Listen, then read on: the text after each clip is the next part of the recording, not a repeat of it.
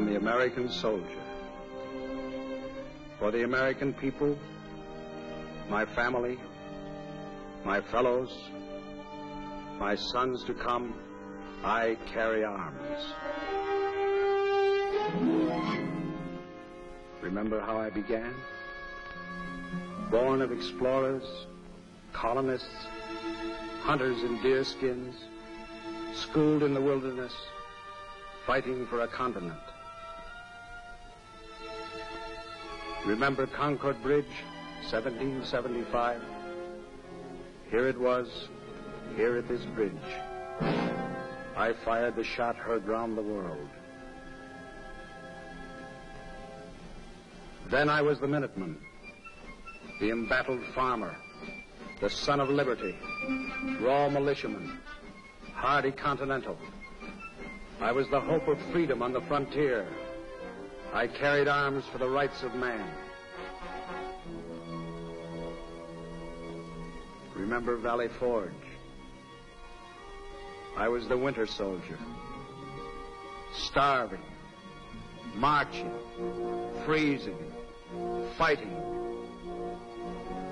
and praying at night, alone in the snow.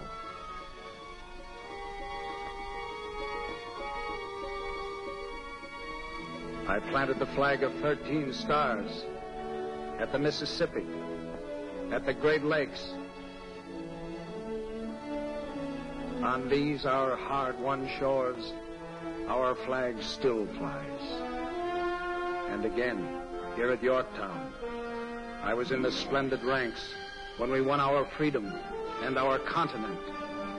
I fought the revolution. I won this liberty. Look at my battlefields.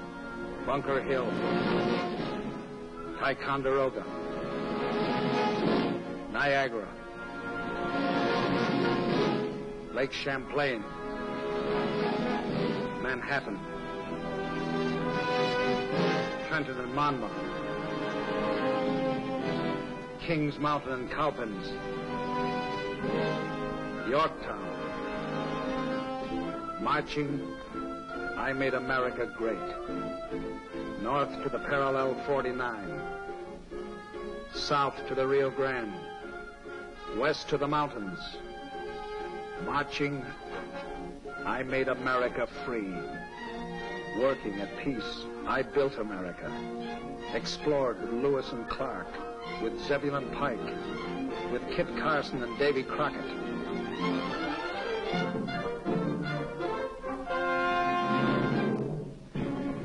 (1860), 1865, I was the blue.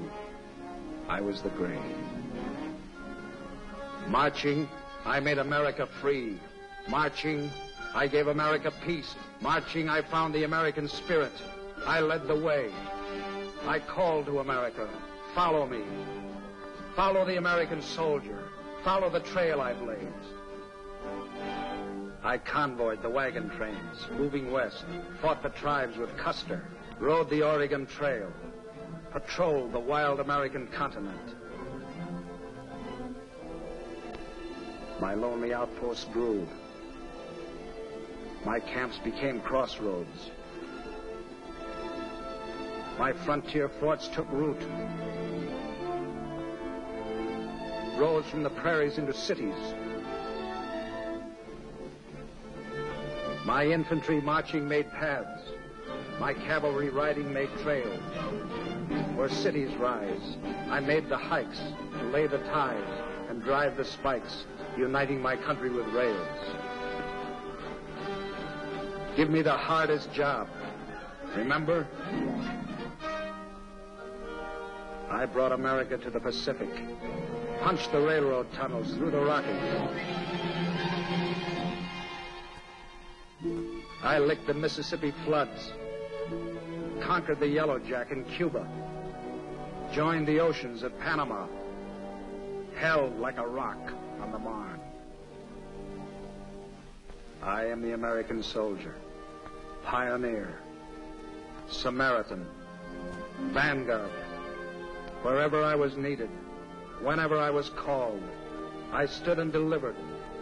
I came through. I was America on the march.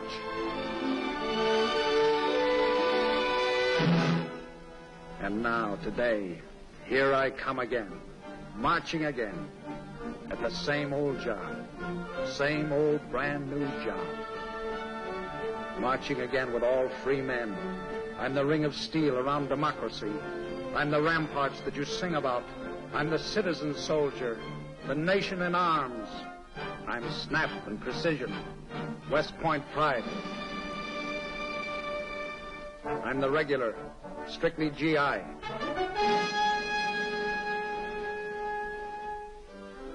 I'm the rookie, maid soldier. I'm up from the ranks. Hell for leather. Right on the line. Straight from the eye. I'm the rifleman, cannoneer, trooper, skier, engineer, gunner, scout, marksman, driver, signalman, sentry, mechanic, flyer.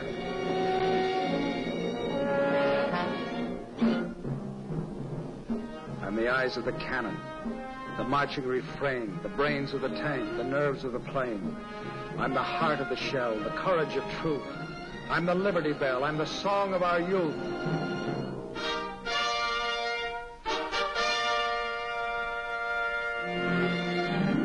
I'm the fighting men at every outpost, from Alaska to Hawaii to the Philippines and beyond, from Panama to Puerto Rico to Iceland and beyond.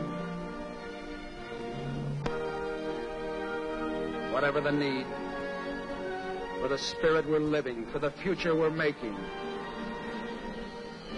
I, the American soldier, am the shield.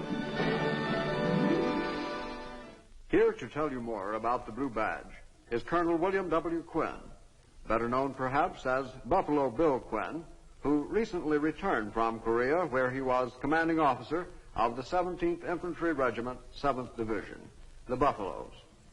We take you now to Colonel Quinn's office. Now that you've met the man, I'd like to tell you a little bit about the Blue Badge itself. The official title of the badge is the Combat Infantry Badge, and it was authorized for wear on the 27th of October, 1943.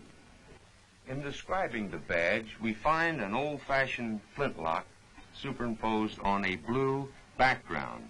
The blue, of course, is the color of the infantry. The flintlock itself is of a vintage of in the late 1790s and was a copy of the first rifle which was produced in large quantities for the Army.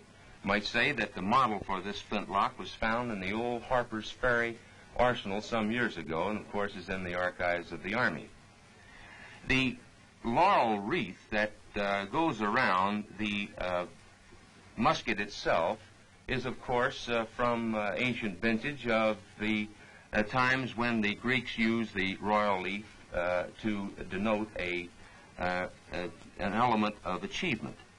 The star, if you'll note, is awarded to those individuals who have had the opportunity or been awarded this Combat Infantry Badge in 2 wars. Earlier in the program, we promised to bring you the infantrymen of the various divisions and tell you something about the histories of these divisions. So today we'll start out with the 1st United States Infantry Division. Therefore, the Blue Badge proudly presents the Big Red One. This is the story of the 1st Infantry Division, the Red One, whose fighting men saw the war through from D-Day, North Africa, to VE Day, Germany. Those combat boots, polished now for occupation duty, slogged through 8 campaigns and 3 amphibious landings. But units of the 1st fought as far back as the Revolution. To preserve the Union in the Civil War. were first in combat in World War I, when those units were combined into a regular Army division. Then, in 41, there came from all walks of life a new generation of recruits. Boy, do I remember breaking in them first GI shoes.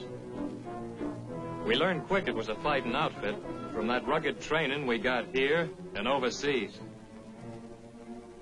Still, when we left England along in 42, we felt pretty good.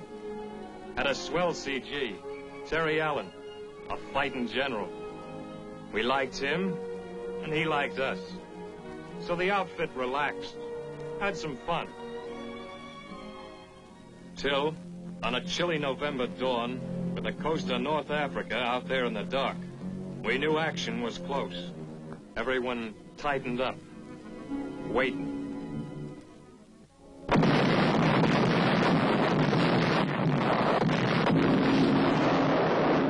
I don't know which was colder, the water or the feeling in my stomach when they opened up on us.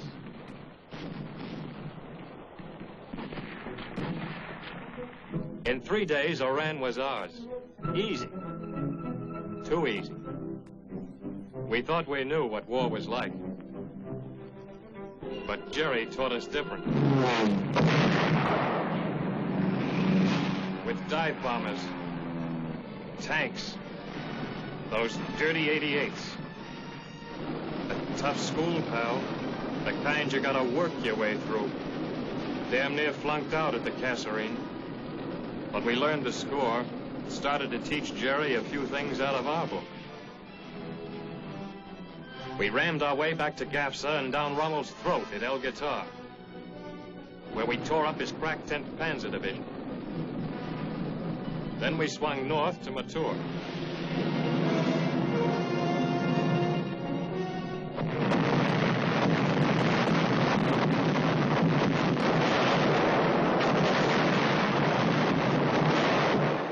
Nightmare war. Ernie Pyle told about it.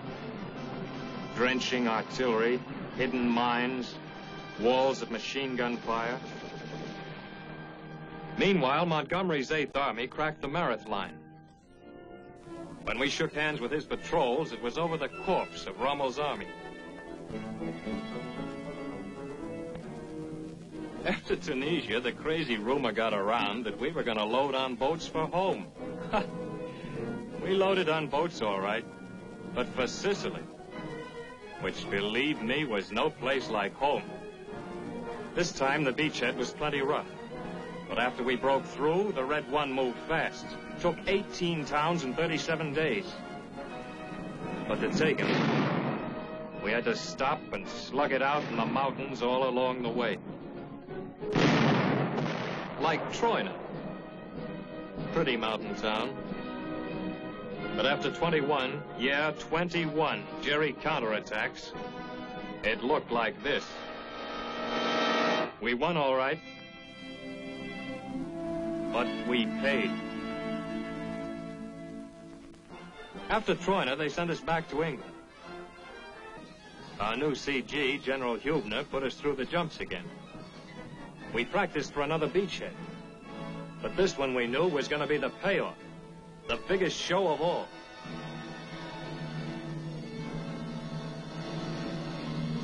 The curtain went up on June 6th, 1944.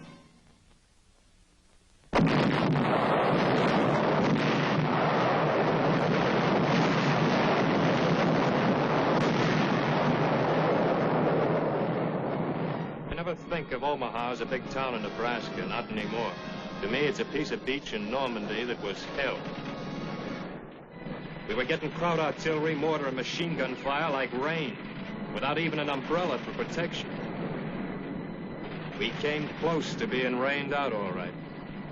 But when Colonel Taylor of the 16th yelled, "Get the hell off the beach," we got the hell off and ran smack into hedgerow country where the crowd set up the fields like forts, using the hedgerows for walls.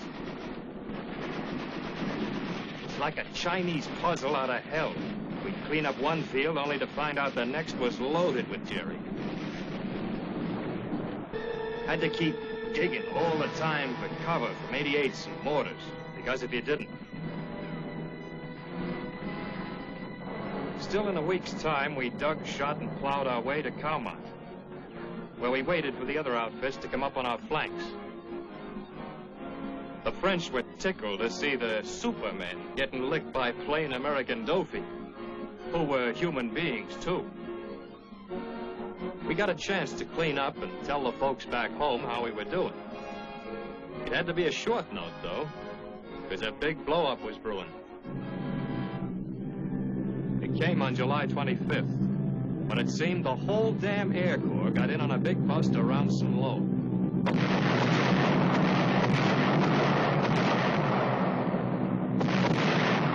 Then the infantry pulled an off-tackle play west of the town. The 4th and 9th Divisions opened up a nice big hole, and the 1st charged through.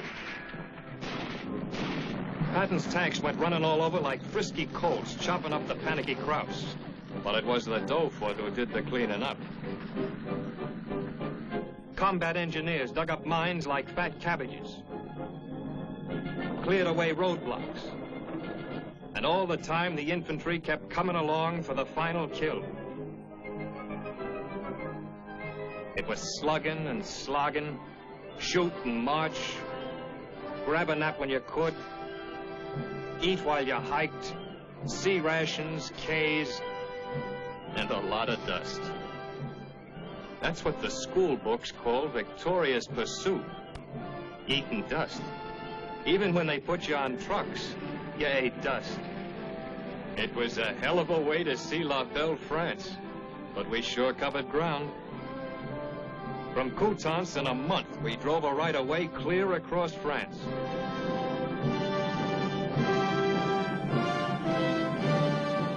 Through Soissons, where the Red One smeared Jerry 26 years ago. We rolled across the Belgian border, bagged 17,000 Heinies in a 3-day scrap around Mons, and kept scooping them up all the way to the Siegfried line. We cracked it in 3 days, drove a claim into Hitler's backyard around Aachen. It looked like the final round was coming up.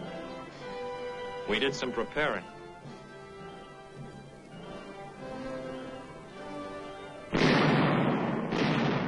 Hitler decided to hold out in Aachen, pep up the Germans by making it a symbol of Nazi resistance. Gave them a slogan, too. You are fighting for the honor of the National Socialist German Army, he said. They fought hard, too. House to house, for weeks. But we had a slogan, too. No mission too difficult. No sacrifice too great. Duty first. In the payoff, our slogan had more punch. We cleaned them out house by house, street by street, till on the 21st of October, Aachen, or what was left of it, surrendered.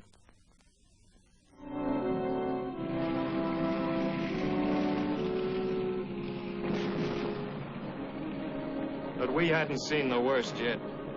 Hurtgen Forrest showed us that.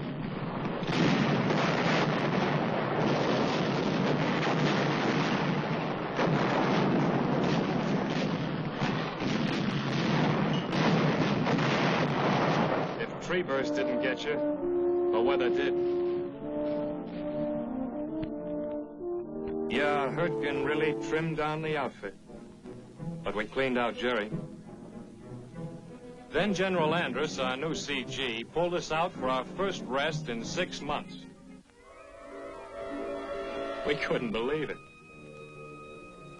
Even when we got back to Verviers in Belgium, we knew it was too good to last. Well, it didn't. Hitler shot the works with one last gamble in the Ardennes. And back in the line we went to hold the northern shoulder of the Bulge. It was an old story for the Red One. Mean weather, Jerry beating his brains out attacking. Then us counterattacking for keeps.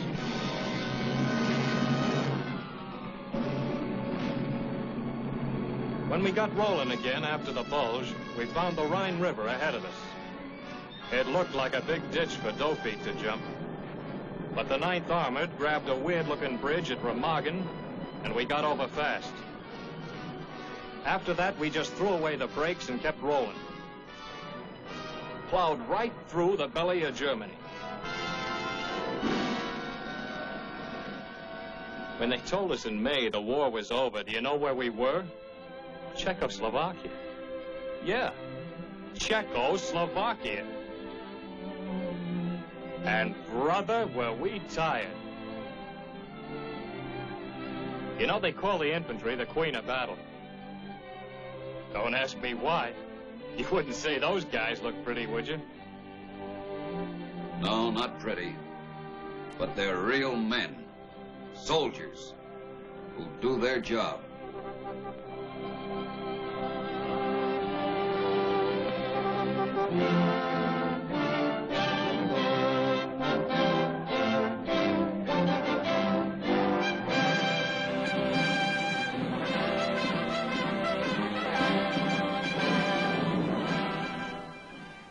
I'm sure what you've just seen has brought back a lot of old memories to many of you. I'm also certain that those of you that served with the 1st Division are very proud of that service. As before, we want to tell you that the series is a tribute to those of you who served as riflemen and also those who are yet to serve. We want all to know that the wearer of the blue badge, what he has done, and what he is doing today, particularly in Korea. We'd like to explain the great burden that this man with a rifle is carrying in the whole defense effort, and to gain for him that recognition which is due him. I must point out at this particular phase that the greater portion of this program has been made possible through the heroic efforts of the Signal Corps combat cameramen.